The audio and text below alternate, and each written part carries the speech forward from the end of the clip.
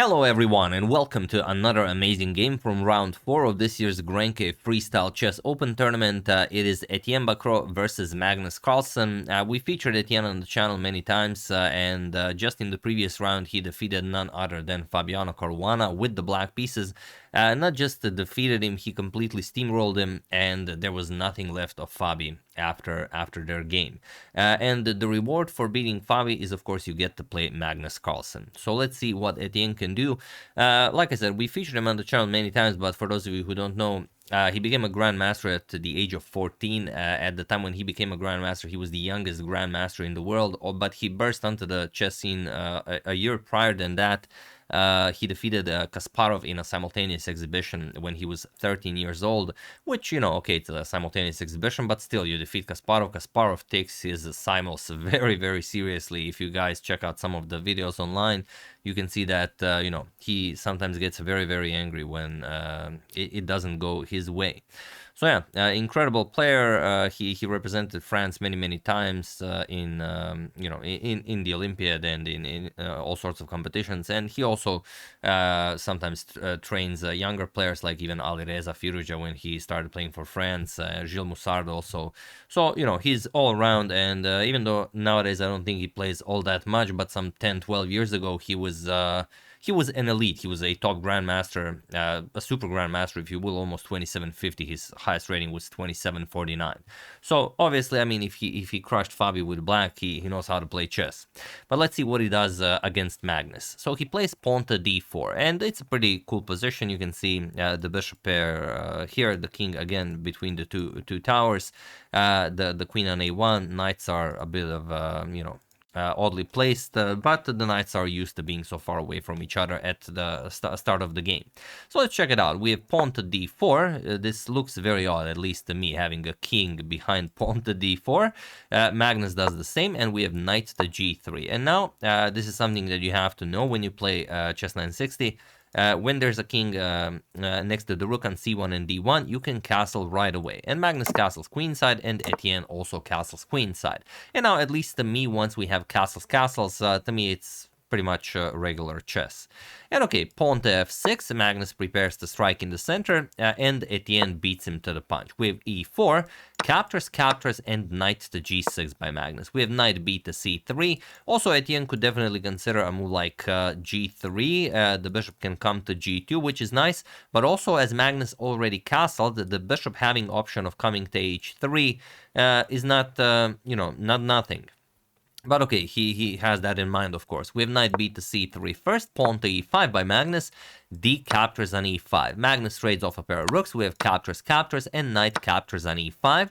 Pawn to f4 kicks away Magnus's knight, and knight to c4. And okay, the knight is very annoying here. If you capture it, then the bishop captures, you have to give up the bishop pair. So Etienne keeps it in the game for the moment. Again, g3 here, definitely, you know, something to consider. Etienne first goes pawn to a4, and now Magnus plays pawn to b6. Stops any further advancement of the a-pawn, and also makes you know, g3, bishop to h3 not such a big deal. And Etienne plays it now. We have pawn to f5 and bishop to h3. You can see that Etienne playing much faster. Magnus is already from an hour and a half down to 28 minutes. So Magnus is really burning time here. And bishop to h3 seems like a really strong move, probably thinking that g6 has to be played. But Magnus finds rook captures on e4. And the idea is that should Etienne capture with the knight, then queen captures on e4. So no problems there. So Etienne has to play bishop captures on f5 with check, nicely connecting with the rook.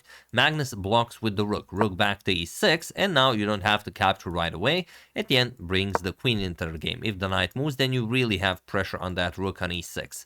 There's only one move that keeps Magnus in the game, and that is queen to c6. Magnus plays it, and now knight to b5. Look at this. The rook here nicely hanging, x-rayed by the queen. Also the threat is knight captures on a7 with a fork that would win the queen.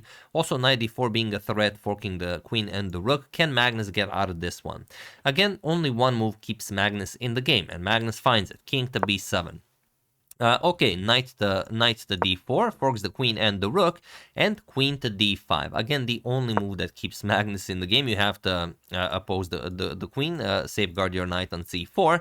Bishop captures with check. We have bishop captures, and now, sorry, bishop captures with check. We have bishop captures with just bishop captures, and now you have to play knight captures on e6. And okay, the game continues. Something like knight captures, queen captures. You can even go after the knight here on c4. If Magnus gives a check, you go back. If anything, then you can start bringing your queen into the game.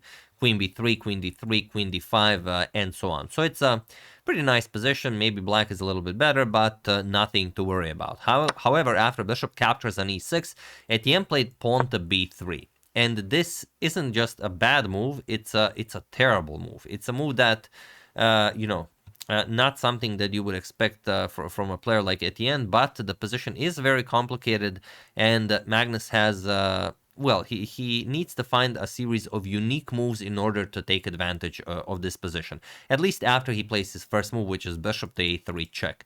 Now, there is a more elegant way how to deal with this, but probably Magnus, being already down on time, doesn't want to invest more time. He was probably banking on bishop to a3 check, but I will show it just for fun. Bishop to g4, that's the way to do it. The idea is, okay, you're already putting pressure on the knight, but the knight is defended by the bishop. The real threat is queen coming to g2 and the rook running out of squares. So let's say you play b captures on c4, which is by far the best move, queen to g2. And now what do? The threat is capture the rook, then capture the bishop, and if you move the rook, then bishop to b4, and that's it. The bishop pair fully comes alive. The bishop pair is fully operational. Not a move in sight for white. There's really nothing you can do, and here you will just lose all of the pieces, and worst of all, your queen is stuck there, not being able to get into the game.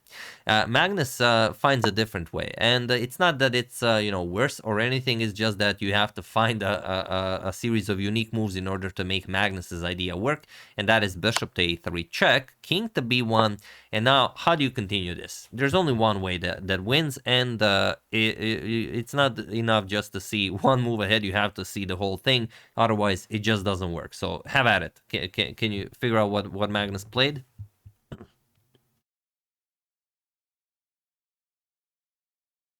Magnus played queen to h5. The idea is the same. You have to go after the rook on d1. And okay, what do you play now? Rook to d3. Other moves aren't all that better either, because well, next moves are the same. Queen to h3, also something you have to see. If the rook stays on the back rank, then there's another move, but you still have to play this move, so it's pretty much the same. So the rook has to go back, otherwise queen to f1 will just be game over. The king has nowhere to go. The queen is in a terrible square. This is a tomb. This is not you know, a castled queen side. We have rook back to d1, and now how do you win? Well, we know that queen f1 is winning if the rook is not here, so just knight to d2 with check. If the rook captures, of course, just queen f1 check, rook d1, and queen captures on d1 is checkmate. So after a knight to d2 check, king to a1 is played, and now again only one winning move for Magnus, but not you know, difficult to find, as the bishop is attacked, the knight is attacked, so bishop to b4 definitely makes sense. We have queen to b2 trying to activate the queen, and also you have to stop bishop to c3. Bishop to c3 ends the game on the spot. So queen to b2, and now bishop to g4. So Magnus basically gets the bishops on the right diagonals only through a different move order. We have rook back to c1, and now knight to f3, offering a trade of knights. Etienne trades, captures, and now he plays queen captures on g7. It's not, you know, the best of times to grab a pawn, but there really isn't all that much to do, and you get to activate your queen. And you also, bishop to d4, you have to play this in order to secure this diagonal, so it makes sense to capture this pawn. Magnus brings the knight into the game, knight to c6, king to b2, and now bishop to d2, going after the rook. And now look at this, queen guards f1, bishop covers d1, the bishop covers e1 and c1. Really not a lot of squares for that rook. We have rook back all the way to a1, and now queen to g2. Now Magnus is saying, okay, you have control over this diagonal, but how are you dealing with me playing bishop to e4 and going after the c2 pawn? Is there even a way you can do it? The answer is no. The short and long answer is no. So bishop to d4, Etienne grabs hold of this diagonal, but it doesn't help him. Bishop to e4 by Magnus, and that's all there is. There's no way for you to defend the c2 pawn. Even rook to c1, you think you'd gladly give up the rook in order to protect c2, but once the bishop captures it, it's still not defending it. So bishop to c3 was played, hoping that Magnus captures and then the queen gets back to help out with the defense. No, after bishop to c3, Magnus just plays bishop to e3, and he was in this position on move 30 that Etienne Bacrot resigned the game, as there is nothing more to be done here. Even if you try just giving up the c2 pawn and then maybe somehow activating the pieces, it's too easy. Queen captures on c2, let's say bishop to b2, and now bishop to c5 with check, king a2, and now look at this, bishop to d4, threatening checkmate, and also if you defend against checkmate, even if you could defend against checkmate, you're going to lose the queen on g7. So that's it. You're going to have to give up the queen, captures, and that's all there is to it. You cannot capture, the bishop is pinned, you cannot play rook to b1 as the bishop-queen battery keeps that in check. So there is nothing. Queen captures on b3 will be checkmate, so this is dead lost. So yeah, only 30 moves, Magnus takes down Etienne, which is, not an easy thing to do if you've seen what he did to Fabi. But yeah, Magnus is a different kind of beast, and Magnus moves on to 4 out of 4. We're gonna discuss a little bit more, probably show one more game from this round, but also I will show you one more game from yesterday. Some of you requested that, and I haven't seen the game yesterday, that's why I haven't shown it. But let's just quickly go over it. This is a position from the game Lukas Leisch, Austrian international master versus Vincent Keymer, and this is the position where Vincent is already much better, but just the way Vincent finished the game is something that definitely would belong in a book if this was not chess 960.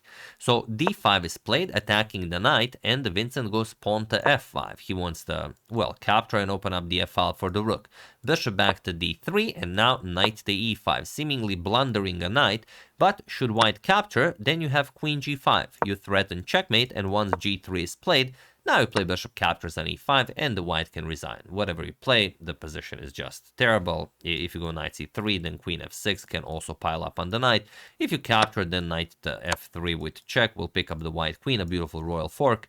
So there's nothing to do there. So g3 was played, and Vincent goes queen g5. We have bishop to e2, and now knight e to f3 with check. King f1, bishop to h5, fully mobilizing his pieces, and now queen to b2, trying to somehow activate the queen. Rook to e8 and bishop to b5, going after the rook on e8, and here Vincent just starts a barrage of sacrifices. He plays queen to g4. First sacrifices a rook on e8. Even though the bishop is defending and Vincent is not interested in capturing it back, bishop captures on e8 was played. Now look at this, knight to d2 check, another sacrifice. Rook captures on d2, and now queen to h3 with check, and now you have a pretty good idea of what is happening. The bishops are controlling this diagonal. If king g1, then queen to g2 is checkmate. The knight also covers the g2 square, so king e1 was played. Knight to g2 check, the bishop covers all of these squares, so the king has to go back to f1 under the mask of the queen. Knight to e3, a double check, and you know what happens when the knight and queen started giving double checks. The smothered mate is coming. King to e1, and now a beautiful queen sacrificed by Vincent. Queen to f1 check, so just sacrificing everything. Rook captures on f1, only move. There's nothing else you can do. Rook captures on f1, and now a sensational knight to g2, smothered mate. Look at this, the bishop pair fully operational. Look at this, beautiful, and the knight delivering checkmate, as they usually do in a smothered mate. So yeah, sorry about not showing this yesterday. I didn't actually see it live, so apologies for that. But yeah, I thought we should definitely show the winning idea. I mean, this falls in the category of basically playing with your food, but still, I mean, a beautiful ending position. So yeah, that's the game and a little bit of extra. I hope you guys enjoyed that. Sorry about this. Let me just get this away from here. I would like to thank Derek King, Charles Benjamin Flynn, Diane Schwartz, Ilya Maltsev, and Mohammed Babar Khalil for a contribution to my channel. Thank you a lot, really appreciate it. As usual, you can check 2 of my previous videos here. Thank you all for watching, and I will see you soon. continuing to check up on your wonderful suggestions and whatever else happens in the chess world. Thank you all. I will see you soon, and have an excellent rest of your day. And also something that I thought maybe you guys would enjoy, if along with the game that I show, I also show maybe glimpses of you know, cool positions from other games. I don't know if you guys would enjoy that. I mean, I would like to show them. I don't mind, you know, if that's something that you also would enjoy. Maybe, you know, get a feel of what actually happened throughout the entire round. I could also, you know, do that if you guys are up to that. So yeah, hope you enjoyed it. See you soon.